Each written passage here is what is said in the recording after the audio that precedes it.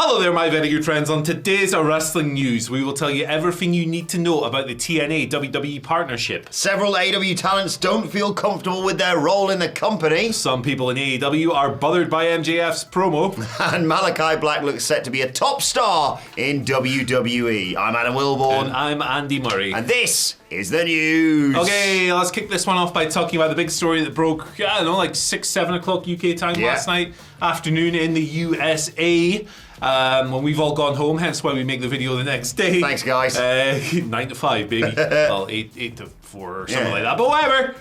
They've got a partnership now. So the WWE and TNA have officially formalized a working agreement that was kind of already in place, right? I mean, we had Mickie James in the Rumble a couple of years ago. We had Jordynne Grace. Jordynne Grace has been back. She's going to WWE. yeah, almost certainly. Joe Hendry's been around. The Rascals. I almost said the Radicals there. I was like, boy, their time has come and gone.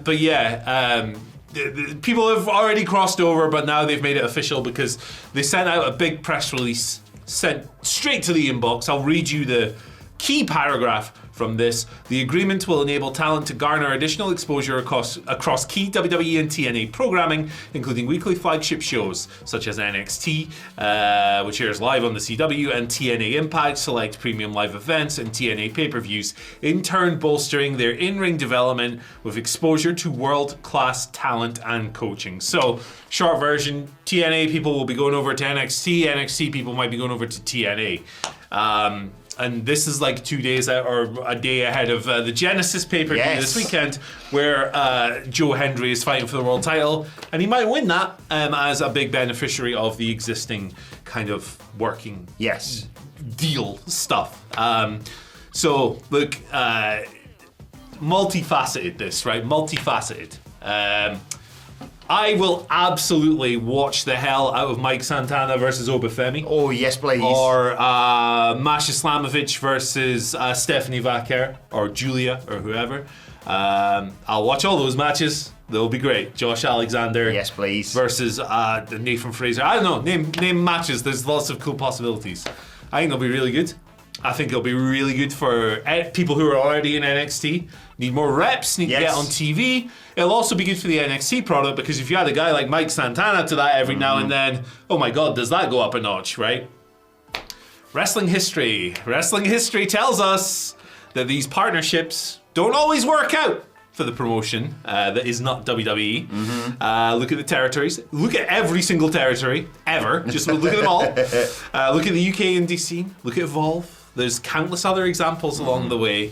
WWE is not the nice big arm over your shoulder. Hello there, little guy. How you doing? We'll help you out. It's not what this company is. I think a lot of people think that because Vince is gone, Triple H is like some fluffy uncle, nice guy because he writes a couple of wrestling shows that people really enjoy, right? They think, it's a different regime. It's a different guy. Bollocks. Triple H learned everything he knows about wrestling promotion from his father-in-law, and also he's like the third most powerful guy in WWE. Nick Khan is an absolute ice-cold killer. I think that it's very naive to think that this is going to benefit both companies long-term.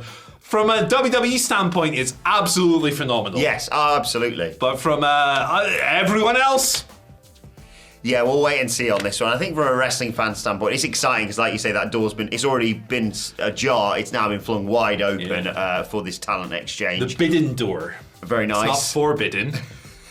The thing is, like you say, we've had we've dipped our toe in this for the last few months, if not years, like you say, with going all the way back to Mickie James, but. Does seem to be slightly weighted towards more WWE, like you say, them getting Joe Hendry, them getting Jordynne Grace, not only in the Rumble, but on NXT for a bit. Them getting Masha Slamovich, for example, in the crowd. I know she was there partially to promote Genesis, but they are going to probably put her on telly, one would hope, because she's awesome. She's best. Going the other way, it has felt a little bit like, I mean, NXT is developmental, but the real developmental talent going to TNA to have matches with people. Nevertheless, I am positive about this. I will be hopeful with things going forward. I mean, if you weren't already convinced that Joe Hendry's going to be in the Rumble, there it is. I wish. Good for that. Good for people like Joe Hendry. Yeah, absolutely. It's fantastic news. They're going to get WWE deals. Future TNA World Champion, hopefully. And, you know, I just wish someone would make a video, Andy, predicting all the 30 men in the Royal Rumble. Well, that might be releasing at 9 a.m. EST today on this very channel, 2 p.m. UK time. Yeah. Like, look, it's one of these things, right? You know what'll happen for the first couple of months? TNA will get some cool matches, NXT will get some cool matches, yada, yada, yada. Everyone will be like, look, it's really good, it's really good. 2 or 3 years from now, WWE will have stripped that TNA roster for parts. Where's that talent gone? Yeah, that's how it works. They're going to sign all their... Look, this is my extremely cynical take, but this is how WWE works. Yeah. It's how they've done it for 40 years. Look, this is... And look, if AEW was in, or any other company was in that position, they would do the exact same thing. It's cutthroat. It's a cutthroat-ass business, pro wrestling. They're just going to sign everyone. Like Josh Alexander, Jordan Grace, all this stuff. And like, good for them. Good for them. Those people will be huge stars. Absolutely. Especially Jordan Grace. I think she is... she could headline your pay-per-views, WWE. She is the best. And I'm a huge Masha Slamovich fan as well. She's one of my favorite wrestlers. But another thing this does is it kind of reduces a lot of leverage for independent contractors as well. It's now increasingly difficult for someone to go, hey, WWE, you want to pay me $100,000 a year? Well, TNA have offered me 150. That's not going to happen anymore because they are... TNA, they haven't. Yeah, so it reduces leverage for workers. What's good for WWE is not always good for the rest of the business. It's like going on, Nestle bought my local sweet shop. That'll be good. McDonald's have bought up my favourite Italian restaurant. Oh, great, cool. And listen, I love a chicken nugget as much as the next guy. I'm eating 20 of those bad boys at a time, which is kind of the similar allegory to the matches, isn't it? Yeah. I'll watch Mike Santana versus Obafemi. I'll watch NXT, full stop. There he is, he loves Doesn't matter who is it. But yeah, very exciting going forward, especially with the Rumble on the horizon. Like I say, Jordan Grace, Joe Hendry probably nailed on entrance, but maybe a few more now. We're good for the Hardys though, thanks TNA. We're absolutely fine. You keep them. You tell me you don't want the Hardys passing the torch to Fraxium? Oh no. It might be the worst Fraxium match ever, that. I haven't watched a Hardys match for a while, but the last time I saw them, I'm good. Yeah, I'm all right. They seem like nice guys. Maybe a Jeff appearance in the Rumble if we're lucky. But go and do the thing. There you go. He's got a rhythm. I've got nothing. I'm like a action figure that's had its joints super glued. I got nothing. But moving over from WWE and TNA to AEW, very interesting report from Lucha Libre Online. Thanks to Google for translating this for me, by the way. So apologies if I get any of this wrong, but they tweeted an exclusive with regards to AEW talent not feeling comfortable with their role in the company. According to Lucha Libre Online, those talents didn't dare explore WWE as a real alternative due to the feeling of uncertainty of getting lost in the monster system that is WWE. They didn't think that they were going to get any prominence on that television show, understandably. However, with Penta's debut in WWE and a few others that I'll get into, those talents who want to leave AEW due to their current role within the company that they're not best pleased with, to be honest, have now thought that actually maybe that is an opportunity, and having AEW on our resume is a strength that they can use in a bargaining chip for their advantage. They are now, willing to consider WWE or free agency in 2025. Not only is it the likes of Penta who've given this example of like, maybe it's not so bad over there. Yeah. Lucha Libre Online saying talents feel more secure and confident of achieving success in companies like WWE due to the administrative change in culture, and the range of opportunities presented to talent who've left AEW, the likes of Ethan Page and Lexis King. Yeah, Ethan Page had... He had a comment the other day where he was like, AEW, they didn't know what they had in me, but now it's being utilised in NXT. And certainly he's had a much bigger role in NXT than he had in AEW. Straight out of the gate, yeah. Yeah, I mean, he had some big spots in AEW, like wrestling Sting's pretty big. Yeah, that's pretty big. And, but never consistently pushed, especially as a singles guy, although the reprisal of the Darby Allin program was my my kind of stuff. It's the way perception has swung over the years, and it's been interesting to follow because for a while it was, oh, look, all these people are going to AEW's getting FTR and they're getting Bryan Danielson and Adam Cole, they're jumping ship. Oh, look at this. Because the perception then was that AEW was the culture there was going to be healthier for these people and they'd be in a better chance to prosper. Now, with the way perception has swung, This is it's just how it works, man. Yeah. Like 5 years from now, we might be talking about it going back in the opposite direction. This is what I was about to say. Like 2025 is going to be a very interesting year, particularly for talent in WWE. Not only now with this TNA partnership, because they can effectively, like you say, cherry pick. Oh, this person's got hot. Let's use them, whether it be in NXT or use NXT as a gateway to get them on the main roster, for example. But a lot of talents will either have their contracts coming up or have one eye on WWE because of, I mean, obviously, Cody Rhodes and Jade Cargill. They're kind of a given that they were going to come in and do big things. But like you say, Penta, Lexis King, Ethan Page, Malakai Black, Aleister Black, who we'll get onto. Yeah. The thing is, can WWE show restraint? Because I think that's what's hobbled AEW. That's what we always come back to, isn't it? Oh, there's so many talents in that company. We're not saying they haven't got it. It's just, oh, why isn't so-and-so getting pushed? Or why do we only get to see so-and-so every 6 weeks on telly? The difficulty comes when, well, you have to sign so-and-so because they're now a free agent or they just want to get out of AEW. And there's a lot of people in AEW that I'd happily take tomorrow in WWE. And I'm sure, they are pursuing the likes of Ricky Starks, for example, who's constantly linked with that. And I'm sure if MJF's contract comes up tomorrow, he's in WrestleMania. Yeah. The difficulty comes, in where do you draw the line? Because there's some talents who are already established as talents that you could bring in and be like, actually, we've got a world champion on both sides. We've got a mid-card champion. What do we do with them? Yeah. And then there's other people who you want to sign because they're really exciting. They've got great potential. But, NXT's filling up with TNA people now. Yeah, that's exactly it. That's exactly what causes these swings. Is that if it gets to a point where there's people in WWE who's really talented in WWE. I mean, the whole roster's good because it's a major wrestling Nathan promotion. Fraser. Nathan Fraser. Great prospect. Okay, 2 years from now, right? Well, Nathan Fraser's sitting there not on television. Nathan Fraser's a guy whose lifelong dream was to make it in WWE. If he's sitting there in the back and he's not getting on TV because they've just signed the Young Bucks, I don't know, name someone, he might sit there and think, I'm not enjoying this anymore. And that becomes a bigger thing. It's exactly, you've nailed it. It's exactly what's led to the swing back in this direction, along with Triple H's cultural shifts helps and too, stuff like well. that. But yeah, it's very interesting to follow. And look, I don't know how you could look at that Penta debut if you're an AEW person who maybe isn't satisfied in their role and go, that could be me. Yeah. That could be me. It's interesting. We'll keep an eye on it without question. Yeah. Anyway, let's talk now about what we're talking about. MJF. My best friend. Pissing people off, apparently. Dave Meltzer on Wrestling Observer Radio. So MJF had a line in his well, he had a few lines that I sure did. Yeah, a lot. So did Jeff. Jeff had a couple too, but we won't. This story's not about those lines. No, okay. That were, you could have chosen the words better for sure. It's 2025, but the line in the promo about Jeff Jarrett is the last thing you see before your favorite wrestling promotion dies, right? The Grim Reaper, he called him. Yeah. The last outlaw is the Grim Reaper. According to Dave, who's heard from many people, some people were bothered by this in AEW. I mean, look, okay, so it's one of those things. It's AEW, and it's a reference to companies going out of business. So the dumbest people alive will tell you that, well, AEW is going out of business. It is. I've heard this. Yeah, it's like, brother, the company makes $3.5 million a week on their TV I deals. saw that Alvarez tweet. Well, I think they'll be all right. Yeah, they'll be okay, Chief. They'll be okay. Yeah, the ratings aren't the best, and yeah, the attendances are not great either. To be fair, the person who said that as well was like, there's only like 1,500 people in the venue. The venue, like, capacity was like 1,700, wasn't it? Yeah, this is it. And they It's an all cool venue, you were saying. and they didn't sell like a couple hundred tickets at the top because you couldn't see the ring.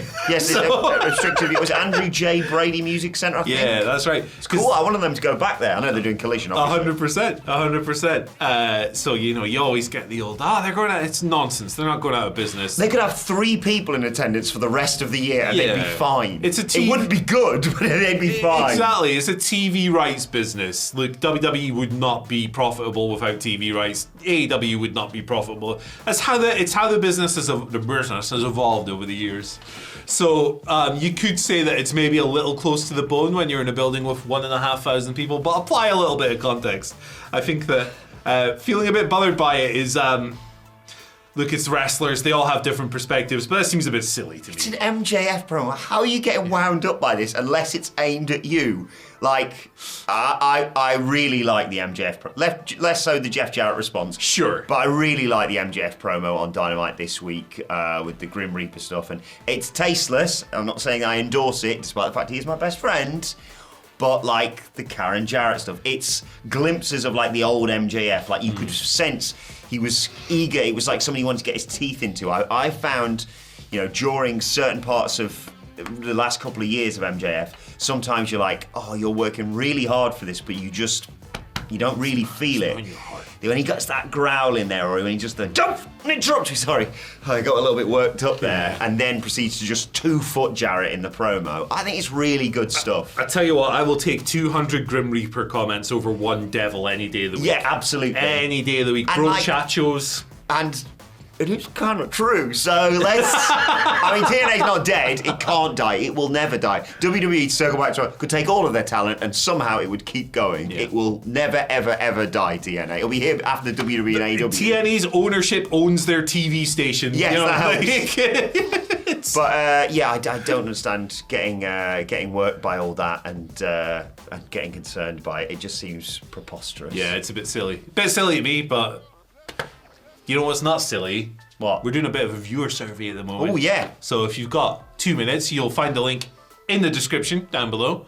I want to know your thoughts on wrestling and our output and stuff in 2025. Also, on a more serious note, we are, throughout the month of January, raising funds for the WCK, World Central Kitchen, who are providing frontline relief for people impacted by the just harrowing wildfires around Los Angeles. They're providing meals and water to people who've been impacted and first responders as well, because even as these fires start to be contained, there are people who've lost everything and need their help. So if you've got anything to spare at all, you can find the fundraiser, depending on where you're watching it, either on the site or down below. Yeah, thank you. I know it's January, it's the start of a new year. It's the toughest time of year, arguably, and I know things are tight right now for most people, and I understand that, but we've all seen the harrowing images of what happened in Los Angeles and the amazing efforts, like you say, of the first responders. So please do give anything you can, as Andy said, links down below or over there or whatever. You'll find them. Absolutely. They do a great job, so please do help them out. Right, let's talk a little bit about Malakai Black, or soon to be perhaps Aleister Black again. We've talked... this week and forever, a lot about him leaving AEW. This one seems to have stuck, though, with more developments coming from PW Torch. Apparently, some of Black's AEW colleagues were frustrated by his lack of willingness to do business, saying that he and Tony also never really developed a rapport. There's also speculation about whether or not AEW added time on his contract at the end, because we reported previously, I think his contract was set to end in 2024, and then there was the option for 3 years and what have you. That's obviously not been taken, but there was reports here saying that there was a bit of like, we're going to add more time on. And Malakai Black was like, I'd really rather you didn't. Yeah, please don't. They seem to have come to some sort of conclusion on that sort of thing, and he's barely being mentioned. He's being mentioned without mentioning his name, effectively, by people like Buddy Matthews and Brody King being told, you should go out on your own and forget about whoever it was who used to lead your group, the House of Black. But also, interestingly enough, obviously many people are speculating that Aleister will be heading back to WWE with that relationship he previously had with Triple H, and then Vince McMahon put him on a pallet. But people within WWE see him as a potential top single star and have already pushed for the outbound AEW star's return. I would not be surprised by this at all. Allegedly, Malakai Black was telling people he's kind of burnt out and wants a bit of a break. But when WWE comes calling, especially this time of year, especially as hot as they are, maybe you don't need that vacay. Yeah. I'm sure he physically and mentally could benefit from a bit of a chill period, but it's pretty clear that he wants to go. I'm glad they didn't add that time off. Good for him for just standing up and going, no, don't do that, and like fighting his case a little bit, because this is a business that unfortunately does not favour the workers a lot of the time. Yeah, with it legally, AEW completely within their rights. Yeah, they could do that. They could just have gone, no, Tom. Yeah. See you later. Because me and Tommy End are on first name terms, obviously. But jokes aside, if he doesn't want to be there, you should let him go. Yeah. I believe the same for Miro and Ricky Starks and whoever else. Why hold on to people who don't want to be there? It doesn't make any sense to me. create a nicer backstage culture and just Yes. let them walk. So good. I think that there are various unexplored opportunities for him on Raw and SmackDown. His creative there wasn't the best last time compared to what he did in NXT, so good for him. I look forward to seeing it. It is like me trying to improve on Eric colouring in a picture a bit, really, isn't it? Malakai Black returns to main roster WWE. Just don't put him in a cupboard, reading a book, asking people to have a fight. Just have him go out there, kick people's heads off, and maybe renew a feud with Cody Rhodes, for example. Yeah, why the hell not? But I'm excited to see how he's pushed, it's going to be a very interesting year, like we keep saying, with talents moving back and forth between all the companies. So Absolutely. We'll wait and see on that one. But let us know your thoughts on that and everything we've discussed in the comment section below. Don't forget to like, share, subscribe. Check out that video that Andy mentioned earlier on with us predicting all of the Royal Rumble entrants that's coming your way later on today. But for now, what about 100 greatest Royal Rumble moments? 100 of them. Right there for you, baby. Big ass list. Go on, give it a See you click. later. Clickety click. Microchips.